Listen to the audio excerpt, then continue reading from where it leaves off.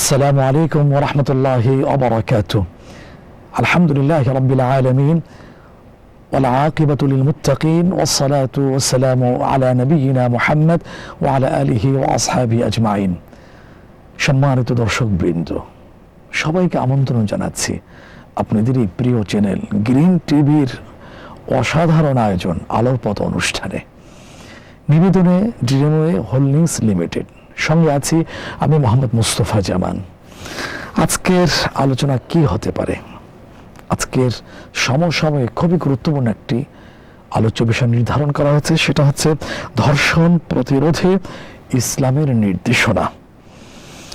ধর্ষণ প্রতিরোধে ইসলামের নির্দেশনা, এটা দিয়ে আমরা বোঝাতে চাচ্ছি ইসলাম মানব মর্যাদা, পবিত্রতা এবং নিরাপত্তার রক্ষায় অত্যন্ত গুরুত্ব দিয়েছে।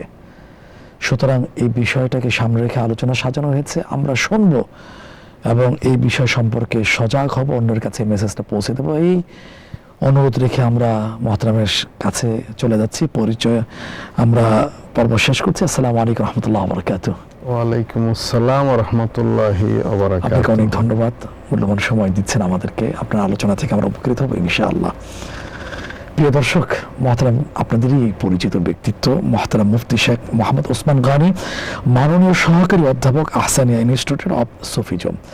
মহতারাম অনেক বড় ব্যক্তিত্ব, লেখক, যার লেখনীতে অনেক মানুষ অনেক বিষয় জ্ঞান অর্জন করে থাকেন। আমরা আজও তার কাছ থেকে গুরুত্বপূর্ণ আলোচনা শুনে উপকৃত হব জ্ঞানে সমৃদ্ধ। আসুন এই বিষয় সম্পর্কে আমরা মহতারামের কাছে প্রথমে জানতে চাই যে মহতারাম, ইসলামের দৃষ্টিতে ধর্ষণ কত বড় জঘন্য অপরাধ এবং কোরআন সুন্নাহ এ সম্পর্কে কি শিক্ষা দিয়ে থাকে? ধন্যবাদ সুপ্রিয় উপস্থাপক, সম্মানিত দর্শক শ্রোতা। ইসলাম পরিপূর্ণ জীবন বিধান, ইসলাম মানবতার বিধান, মানবতার সুরক্ষার জন্য ইসলামের বিধান। ইসলামী বিধানগুলোর যেই অন্তর্নিহিত উদ্দেশ্য বা দর্শন রয়েছে, ফিলোসফি রয়েছে, আরবিতে একে মাকাসিদুস শরিয়া বলা হয়। এই মাকাসিদুস শরিয়া হলো পাঁচটি, অর্থাৎ ইসলামী বিধানের অন্তর্নিহিত উদ্দেশ্য হলো পাঁচটি।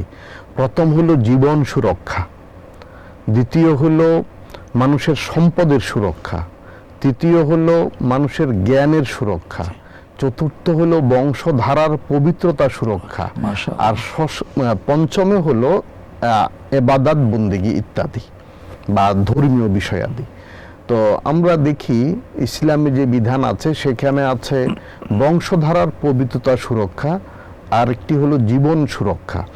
তো আমরা এই যে ধর্ষণের যে বিষয়টি রয়েছে, এইখানে মানুষের অনেক সময় প্রাণহানির ঘটনা ঘটছে, আবার বংশধারার পবিত্রতা সুরক্ষা হচ্ছে না, মানুষের চরিত্র সুরক্ষা হচ্ছে না।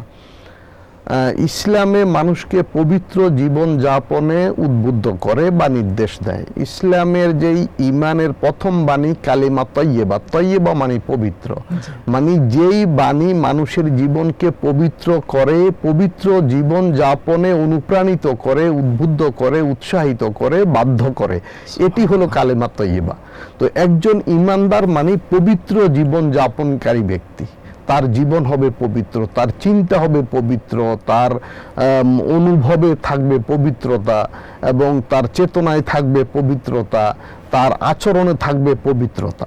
এবং এই আচরণের ব্যাপারে হাদিস শরীফে এসেছে, রাসূল করিম সাল্লাল্লাহু আলাইহি ওয়াসাল্লাম বলেছেন যে তোমার চোখ হেফাজত করো। কোরআনে কারিমে আল্লাহ তাআলা বলেছেন, যেহেতু চোখের কথা আসছে, দৃষ্টি, এই দৃষ্টি সংযমের নির্দেশ ইসলামের কাছে কেন এত গুরুত্বপূর্ণ ধর্ষণ প্রতিরোধের ক্ষেত্রে, যেটা আপনি আলোচনা শুরু করেছিলেন? বাকি আলোচনা এই বিষয়টি কোরআনে কারিমে আল্লাহ তাআলা বলেছেন, কুল্লিল মুমিনিনা ইয়াগুদ্দু মিন আবসারিহিম, যে মুমিনদের আপনি বলুন তারা যেন দৃষ্টি অবনত রাখে, মানে দৃষ্টি হেফাজত করে। আবার পরে বলা হয়েছে যে মুমিন নারীদের বলুন তারাও যেন তাদের দৃষ্টি হেফাজত করে, দৃষ্টি অবনত রাখে। তাহলে এই মানে জিনা বা দর্শনের এই প্রাথমিক পর্যায়ে হলো দৃষ্টি হেফাজত না করা। মানে যে কারণে দর্শনটা বাড়ছে, আমাদের দৃষ্টিগুলো হেফাজত হচ্ছে না, আমরা দৃষ্টি হেফাজত করতে হবে এবং দৃষ্টিভঙ্গি পাল্টাতে হবে। আপনার কথা থেকে এই কথাটা বেরিয়ে আসছে, দৃষ্টি হেফাজত না করা হলো ধর্ষণের ঘটনা ঘটার ক্ষেত্রে বড় একটা কারণ। আর যদি দৃষ্টি সংযম করা যায় তাহলে নিয়ন্ত্রণ করা অনেকটা যায়, প্রশমিত হবে, অনেকটা অনেকটা প্রশমিত হবে। নিবারণ এই জন্য হবে। ইসলামের কাছে এটা এত বেশি গুরুত্বপূর্ণ।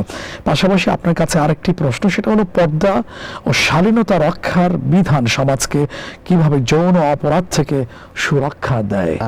এখানে আসলে এই পর্দা, অবশ্যই পর্দা মানে আমরা অনেকে মনে করি কাপড় চোপড়, অবশ্যই পর্দার মধ্যে কাপড় অন্তর্ভুক্ত আছে, কিন্তু পর্দা আমরা মনে করি নারীদের জন্য, আসলে পুরুষের জন্য পর্দা আছে। আচ্ছা, অর্থাৎ এই যে আমার জবান হেফাজত করা, আমার অঙ্গ প্রত্যঙ্গ হেফাজত করা, আমরা যদি চেতনার মধ্যে বিষয়টা নিয়ে আসতে পারি।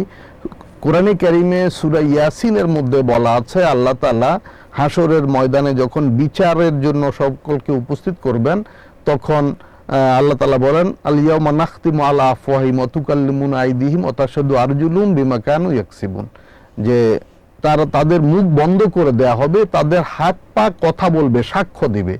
তাহলে আমরা কি স্পর্শ করেছি, কোন পথে হেঁটেছি, আমার অঙ্গ প্রত্যঙ্গ সাক্ষ্য দিবে। এই চেতনা যদি, এই বিশ্বাস যদি আমার মধ্যে থাকে, তাহলে আমি তো অপরাধ করতে পারবো না।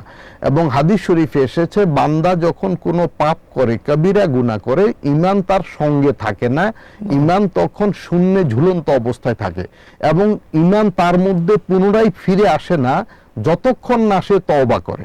তাহলে তওবা ছাড়া তার ঈমানই থাকে না। কিন্তু অনেকে আছে দিব্যি চলছে, মনে করছে আমি ঈমানদার, আসলে ঈমান নাই, কারণ তিনি পাপে লিপ্ত আছেন এবং তওবা করছেন না। সুতরাং এই যে গুনাহমুক্ত জীবন যাপনের চেতনা, অনুভূতি, দ্বিতীয়ত আল্লাহ আমাকে দেখছেন, সর্ব অবস্থায় আল্লাহ আমার সঙ্গে আছেন।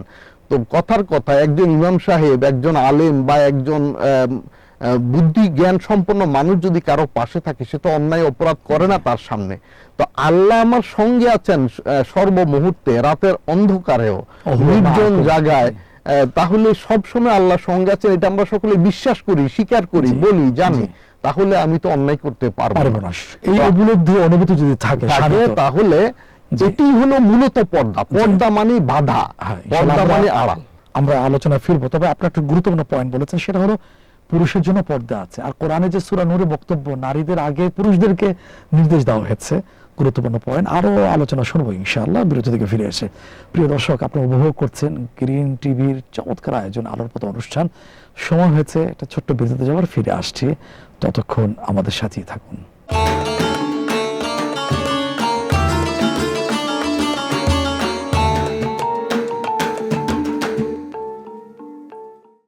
সুপ্রিয় দর্শক, বিরতির পরে আরো একবার স্বাগত জানাচ্ছি আলোর পথ অনুষ্ঠানে। সঙ্গে আছি আমি মোহাম্মদ মুস্তফা জামান। আজকের টপিক হচ্ছে ধর্ষণ প্রতিরোধে ইসলামের নির্দেশনা। আলোচনা পেশ করছেন মুহতারাম মুফতি শেখ মোহাম্মদ ওসমান গানি হাফিজাহুল্লাহ তাআলা। আমরা গুরুত্বপূর্ণ আলোচনা শুনে আসছিলাম, পুনর্বার সে আলোচনায় ফিরে যাচ্ছি। মহতারামের কাছে এবার প্রশ্ন রাখছি, ইসলাম যুব সমাজকে অবৈধ সম্পর্ক ও অশ্লীলতা থেকে বাঁচার জন্য কি কি নির্দেশনা দিয়েছে? ধন্যবাদ। জাযাকাল্লাহ খাইর। প্রথমত কোরআনে কারিমে বলা হয়েছে, ওয়ালিয়াস্তাফিফিল্লাযিনা লা ইয়াজিদুনা নিকাহ হাত্তা ইউগনিহিমুল্লাহু মিন ফাদলি, যে যারা বিয়ের বয়স হয়েছে, বিয়ে প্রয়োজন, তারা নিজেকে পবিত্র রাখবে। হাদিস শরীফে এসেছে তারা সওম বা রোজা পালন করবে, মানে সংযম অবলম্বন করবে। সংযমের জন্য যা যা প্রয়োজন, তার নৈতিক শিক্ষা, ধর্মীয় শিক্ষা, ইবাদত, সৎসঙ্গ ইত্যাদি তারা বরণ করবে।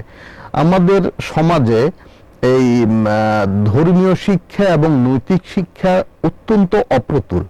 অনেকে মনে করেন, অনেকে বলেন যে অনেক মাদ্রাসা আছে, কিন্তু অনেক মাদ্রাসায় মিলে এটি সারা দেশের মাত্র 5%। তাহলে স্কুল, কলেজ, ইউনিভার্সিটি, সেখানে কিন্তু ধর্মীয় শিক্ষা অনুপস্থিত। সেখানে আমাদের ধর্মীয় শিক্ষা এবং নৈতিক শিক্ষা খুবই বেশি প্রয়োজন। তারপর আবার দেখা যাচ্ছে, যদি সেই শুরুটাই যদি নাচ, গান, এগুলো দিয়ে যদি তার জীবনটা শুরু হয়, এই প্রসঙ্গে পাবে কোত্থেকে? হাদিস শরীফে এসেছে, আল গিনাউ মিন মাযামিরি ইবলিস, গান, বাদ্য, এগুলো হলো জিনার মন্ত্র, জিনাতে উদ্বুদ্ধ করে।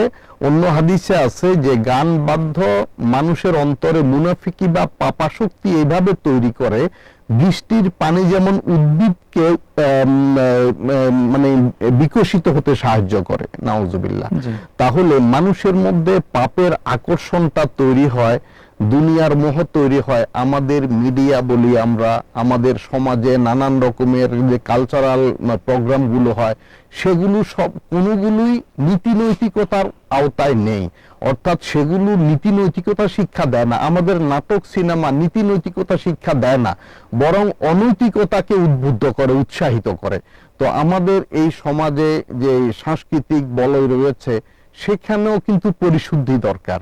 আমাদের শিক্ষা ব্যবস্থায় সংস্কার দরকার। আমাদের এই যে মিডিয়াগুলো, বিশেষ করে পত্র পত্রিকা, টেলিভিশন, এগুলোতে যে অনুষ্ঠান হয়, ধর্মীয় অনুষ্ঠান কত পার্সেন্ট হয়? এই যে নাটক সিনেমা যেগুলো মানুষকে যৌনতার দিকে উদ্দীপ্ত করে, আকর্ষিত করে, এইসব প্রোগ্রামগুলো কিন্তু অনেক বেশি হয়। আর যেগুলো মানুষকে সংযম এবং আত্মমর্যাদা, মূল্যবোধ তৈরি করবে, এরকম প্রোগ্রামের পরিমাণ কিন্তু মানে 1% বা 2%-এর বেশি হবে না। এটা তো আছে মহতারাম, সরি একটু তুমি মাফ করবেন, ওটা তো আছে, কিন্তু পাশাপাশি যেই দেশের নাগরিক হচ্ছে সংখ্যাগরিষ্ঠ, তাওহীদে বিশ্বাসী, তাদের প্রাথমিক শিক্ষার ক্ষেত্রে যদি ওই দ্বীনি শিক্ষা, নৈতিক শিক্ষা যদি অনুপস্থিত থাকে, নাচ গান এগুলি দিয়ে যদি তার জীবনটা, শিক্ষার শুরুটা যদি শুরু হয়ে থাকে, পরিবার যদি নৈতিক শিক্ষা, দ্বীনি শিক্ষা অনুপস্থিত থাকে, সেই জাতিকে কিভাবে এই সমস্ত অপরাধ থেকে বাঁচাবে? সুতরাং বাঁচাবে, এটা একটা হাস্যকর একটা বিষয়। এরপর আপনার কাছে আসছি, অশ্লীল মিডিয়া, পর্নোগ্রাফি, বেহায়াপনা সম্পর্কে ইসলামের সতর্কবাণী কি? এগুলো সমাজে কি ধরনের ক্ষতি ডেকে আনে? যদি আপনি কিছুটা টাচ করেছেন, তারপর আমাদের আপনি আরো নির্দিষ্ট করে বলেছেন যে আমাদের বিশেষ করে সোশ্যাল মিডিয়া, যেটা এখানে যে একেবারে মানে কি বলবো, কোনো বাধা বন্ধনহীন, একেবারে উন্মুক্ত, সারা পৃথিবীর সবকিছু এখানে আছে, যেগুলো ছোটদের দেখার কথা না, জানার কথা না, বুঝার কথা না, তারা সেগুলো দেখছে। এমনকি আমাদের হয়তো অনেক মানুষ আছে কর্মহীন, বেকার, তারা এইসবের প্রতি আসক্ত হচ্ছে, শিশুরা আসক্ত হচ্ছে। শিশুরা তো ভালো মন্দ অনেক সময় বিচার করতে পারে না, আত্মনিয়ন্ত্রণের ক্ষমতা ওদের কম, তো ওরাও কিন্তু এসবে আসক্ত হয়ে যাচ্ছে, এবং এর মাধ্যমে অপরাধ প্রবণতা বৃদ্ধি হচ্ছে, বিশেষ করে দর্শন এবং খুন ইত্যাদি বাড়ছে। হ্যাঁ, আল্লাহ তাআলা ওইগুলো থেকে বেঁচে থাকার তৌফিক দান করুন। বিশেষ করে যারা দায়িত্বশীল আছেন, দায়িত্বশীল জায়গা থেকেও তাদেরকেও আল্লাহ বুঝার তৌফিক দান করুন। আজকে তো আমরা আলোচনা করছি ধর্ষণ প্রতিরোধে ইসলামের নির্দেশনা, কিন্তু কেউ যদি ধর্ষণ শিকার হয়ে থাকে, সেক্ষেত্রে ইসলামের দৃষ্টিভঙ্গি কি বা সমাজের করণীয় কি হওয়া উচিত? প্রথমত আমরা দুটো বিষয় আছে ইসলামে, একটি হলো জিনা বা ব্যভিচার যেটাকে বলা হয়, আর ধর্ষণের ভিন্ন একটা সংজ্ঞা আছে। ধর্ষণের ক্ষেত্রে বল প্রয়োগ করে, মানে কারো ইচ্ছার বিরুদ্ধে যৌনতা বা যৌন কর্মকে ধর্ষণ বলা হয়। কিন্তু কেউ যদি ইচ্ছা করে, হয়তো প্রাপ্তবয়স্ক, তারা যদি মানে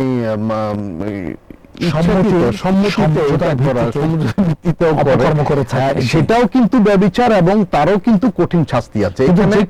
কেউ যদি নির্যাতনের শিকার হয়, ধর্ষিত হয়, যিনি অনিচ্ছায় তার ইচ্ছার বিরুদ্ধে দর্শনের শিকার হবেন, তিনি অপরাধী না। তাকে কি খারাপ চোখে? অবশ্যই তিনি আল্লাহর কাছেও তিনি পাপমুক্ত, এবং মানুষের দৃষ্টিতেও তিনি, তার সম্মানহানি হওয়ার কোনো কারণ নেই, কারণ তিনি তো এই পাপের সাথে যুক্ত না, ওনাকে জোর করা হয়েছে, বাধ্য করা হয়েছে। এখানে যিনি অপরাধী, যিনি এই দর্শন করেছেন বা সহযোগিতা করেছেন বা এর সাথে যুক্ত আছেন, তাদের শাস্তি হবে এবং তারা লাঞ্ছিত, অপমানিত হবে।